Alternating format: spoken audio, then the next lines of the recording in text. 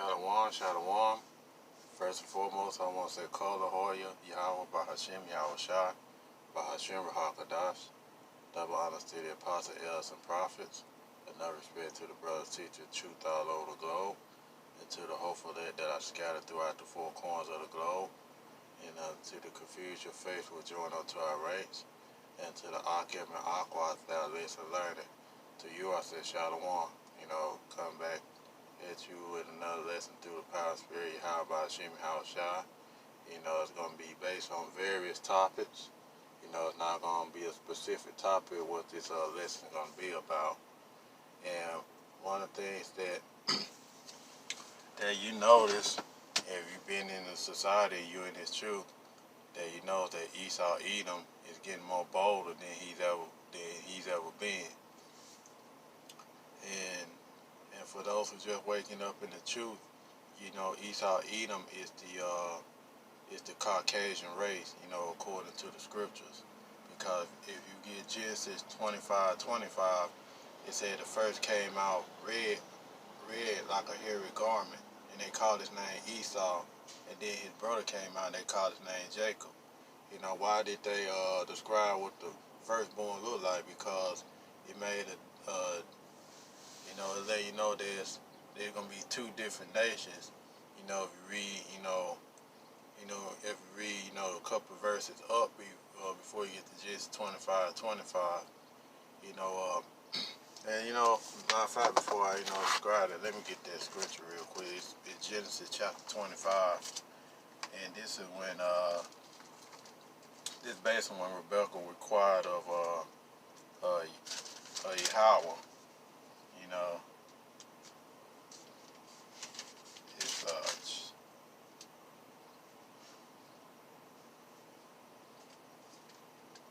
okay, Genesis 25 and okay, well, go ahead and start at 21. It reads, and Isaac entreated the Lord for his wife because she was barren, and the Lord was entreated of him, and Rebecca's wife conceived. That means that Rebecca, womb was shut up and she couldn't have any kids. And when that word entreated means that Isaac prayed for his wife to have children, and and the Lord and Yahweh heard his prayer and granted him, him and wife to have children, where they had twins.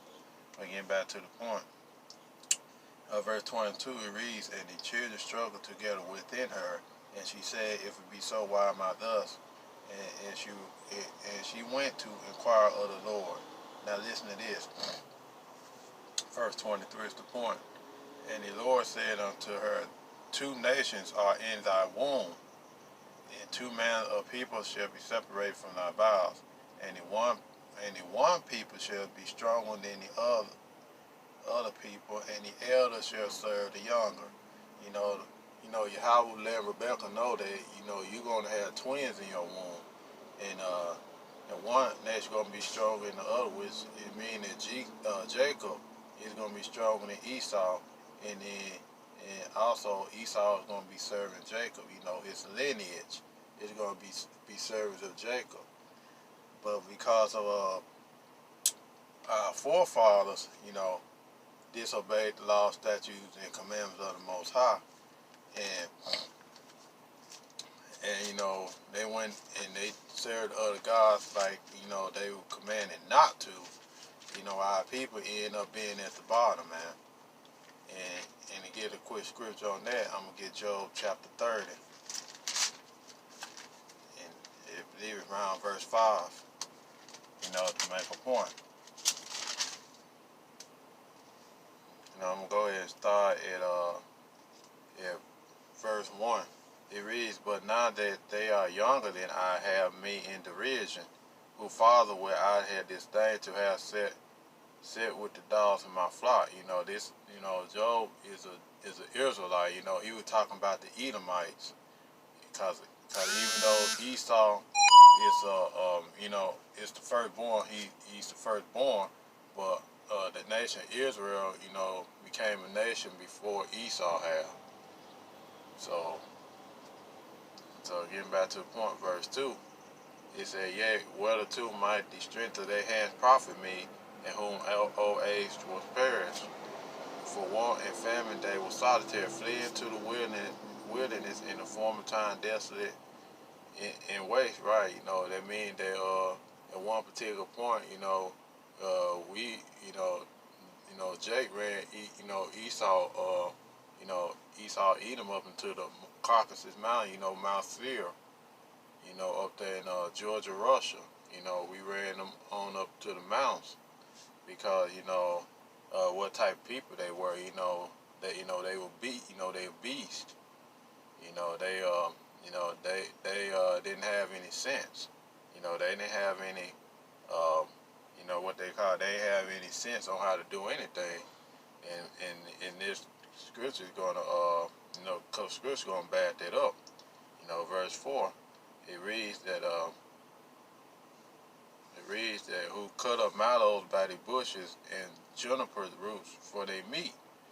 They were driven forth from all men, and they cried after them as it was thief. It's still talking about Esau Edom. Like I said, we ran them up into the Caucasus Mountains of Georgia, Russia. Over there, Mount Seir, which, today is called Petra. We ran them up in those mountains. Verse 6, it said, to dwell in the clefts of the valleys, in the caves of the earth, and in the rocks. Among the bushes, they brave under the nettles, they were gathered together. And listen to this, verse 8. It said, they were children of fools, yea, children of base men. They were violent in the earth. And now I am their son, yea, I am their byword. And they abhor me, and they flee far from me, and spare not to spit in my face. That means that, we ruling over Esau, Edom, in one particular point of time. That's the reason why they call it the Dark Ages, because they knew that we were ruling over them in the Dark Ages. And so, and they came back in the Renaissance period and took down Jake because, like I said before, that Jake disobeyed the law, statutes, and commandments of the Most High. And, Jake went after other gods, and that hence our downfall. And also, we gave up Yahweh Shah, to the Roman Empire. We gave him to Esau Edom and allowed him to be crucified. So that's the reason why we are in the condition that we are now. But getting back to the point of this is, these Edomites, this is their history. They was, cutting up juniper roots by, they eating juniper roots for meat. They didn't have any sense. In verse 8 said they were violent in the earth because of, what they have did, and because of the spirit that was that these Edomites carry, and they can't be saved because Hebrews chapter 12 verse 16 and 17, and I'm gonna go ahead and get that real quick. These Edomites can't be saved. They the basis of men. There's the scripture saying that's not what I put out there. That's what the scripture said, that these Edomites are the basis of men. They don't have no pigment. And that's the reason why you see a lot of them go to the tanning salon. They trying to get that color back, but they were marked for a reason, because the Most High rejected them. He rejected Esau. Hebrews chapter 12 verse 16. It reads, "Lest there be any fornicator or profane person." Profane means outside the temple. Continue on as Esau, for one morsel of meat sold his birthright. And what they're saying is that Esau sold his blessing for his stomach. And you can read that in Genesis. I don't want to butcher it. I believe it's chapter 26, if I'm not mistaken, 26 or 27. I believe it's chapter 26, if I'm not, I'm not mistaken.